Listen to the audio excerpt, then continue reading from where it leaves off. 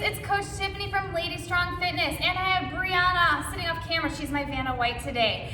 I'm going to talk to you about what should I be wearing on my feet. Shoes, what kind of shoes, no shoes, and what are some considerations that we have. Yes, I'm going to nerd out with you today. I apologize ahead of time, but you're going to enjoy this. All right, so first up I want to talk about pros and cons of working out barefoot or with shoes. There's some considerations. Now, although we're all cooped up at our home right now under quarantine, and it's a little bit safer to work out in your feet only, there's some things you want to think about, like support. Are you a knee pain sufferer or any kind of body ailment that you need to consider that you need extra support for? There is some benefits in working out in your feet, but we use kettlebells, we use dumbbells, we do jumping and things like that. So in my opinion, I always wear some sort of shoe to keep my toes protected, because nothing is worse than dropping a dumbbell on your toe or accidentally kicking it. All right, with that being said, so some pros of working out or even just spending time in your barefoot. You get grounded, you can feel the ground beneath your feet. It helps you learn how to splay and shift your balance in your toes, which is good for things like squatting.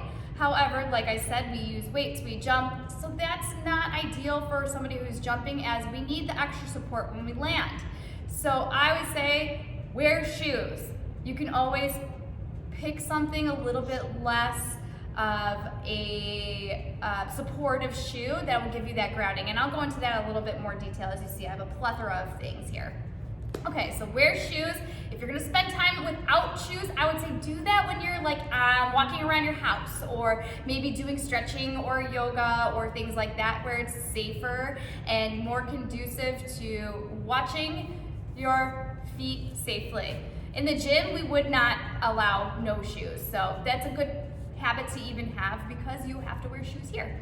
All right, transitioning on. So what kind of shoes do I need? All right, there's some factors that you want to think about. What are you going to use these shoes? Many people don't realize that there's specific shoes for specific activities. Like, you have a running type of shoe. You have shoes for lifting. You have shoes specifically for what we do here, like high intensity interval training. So you want to pick appropriately with that, and also knowing considerations like what your body needs. So some people have, like, I have knee pain often, or hip pain, or maybe you have an ability to roll your ankle a lot. So those are things that you need to factor in when you're picking out shoes. All right, so like I said, I have a plethora here. One thing you want to consider for what we do here in the gym and what we're doing at home on the virtual training is we have multi-directional movements. We do a lot of unilateral movements. We have skipping, we have hopping, we do running. So you want something that's going to adhere to your foot. You want to be a tighter fit than something you would run in. Because there's nothing worse than doing a plank jack and the back of your heel flipping off your foot. It's a pain in the butt, and I hate being distracted by it. And it's good for some things, but those types of things, you want it to be more of a snugger fit for a shoe. So I would say you would want to look for more of a something with less of a support. So like there's running shoes, and then there's more of like high intensity and cross training type shoes. Okay, so let me go into the next thing so you can understand. So these are shoes that I like to wear here at the gym. They have more support. So if I know there's a day we're gonna be doing a lot of like running, and thankfully I have a little bit more heads up as a trainer, but I like to be prepared. I always have my shoes in the car, multiple shoes. So this is good for days where I know we're gonna be doing running, or something that's more like I need to have extra support, because I have extra arch support, there's extra heel support. So things like heel drop are things that you want to look for in shoes. Like for what we do here, you wouldn't want any more than an 8mm heel drop, having the extra arch support. And one thing to consider too, I have wide feet. So you want to have enough room in your toe box. You don't want to be wearing something, sometimes these ones in the summer, they're too tight against my big toe and my little toe. And if that's an issue, that can cause things like corns and foot pain and bunions, and we don't want that. You don't want to lose your toenails or anything like that. So having something that has a looser fitting toe box is something that I like to look for.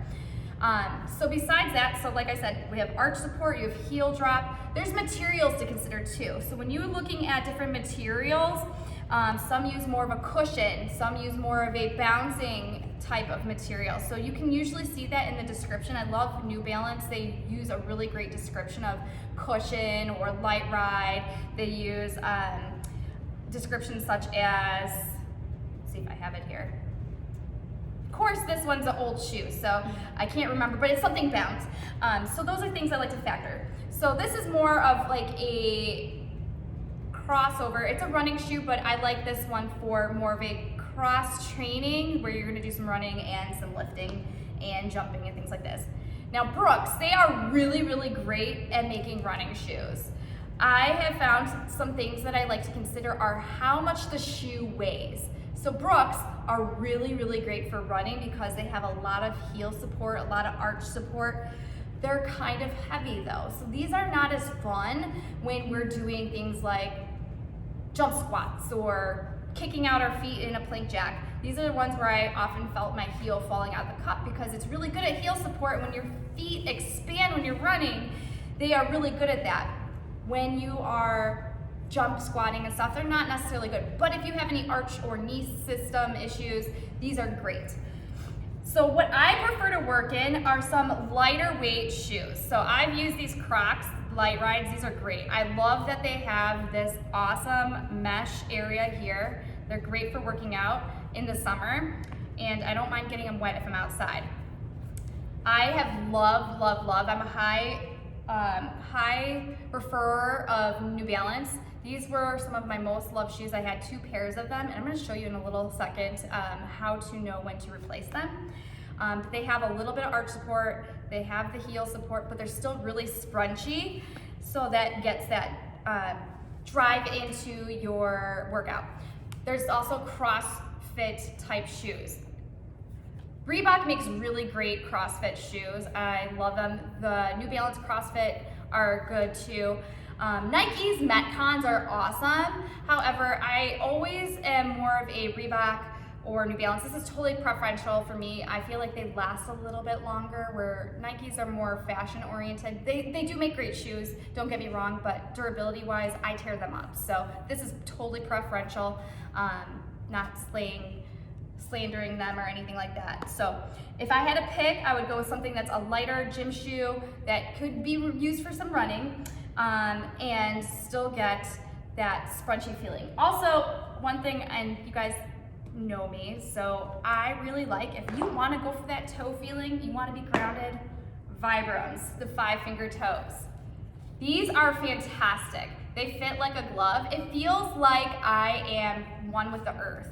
But what I like about this is it's still shielded. I still have some arch support here, and it can be washed in the washing machine and air dried.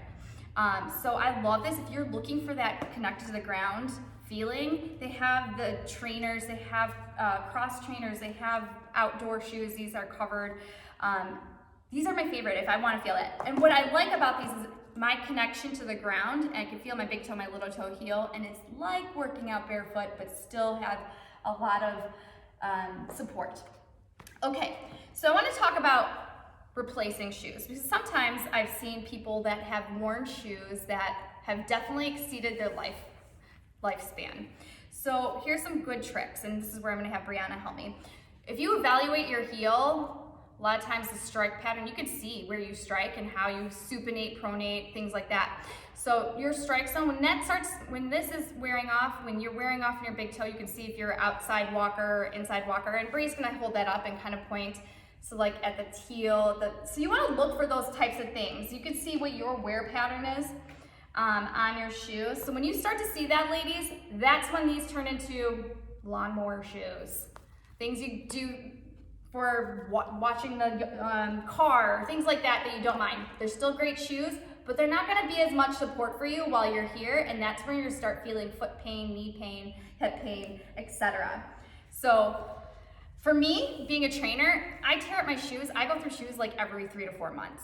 I would say it would be expected to need new shoes every six to 8 months. I even have a couple pairs that I like to trade out because I feel like that helps, and some days I like a different kind of a feel. All right, one last note I wanted to end on. Foot pain and knee pain and things like that, it also, what you wear outside of the gym matters. And summer's coming. I want to talk about sandals. So they make really cute sandals out there, but these are terrible for your feet and your knees. They have 0 arch support, they hurt your heels. So although they look cute, I would say for your majority, when you're at home, you want to find something that has arch support, that's supportive for your foot, that has a heel cup. I'm a big fan of these Crocs Swift Waters and things that have that arch support. There's many kinds out there. And Birkenstocks. With Birkenstocks, they have the arch support. These actually mold and become more comfortable as you wear them to your feet. So that's something you want to look for, and that will help keep you supported. Same thing to consider with dress shoes too. Heels, those hurt after a while, and they tighten ligaments that aren't meant to be. All right, so hopefully I've nerded out and you've gotten a good feel. I'm always available for questions. You can reach out to me on any social media outlet, ladies, and tune in a little later. I will be posting how to solve foot pain once you have it, and how to resolve ankle pain and things like that. So I know you'll be looking forward to this because most of us have experienced foot pain here. Thank you for tuning in today, and I look forward to seeing you in our virtual LadyStrong podcast in the future. Thanks, ladies. Have a great one.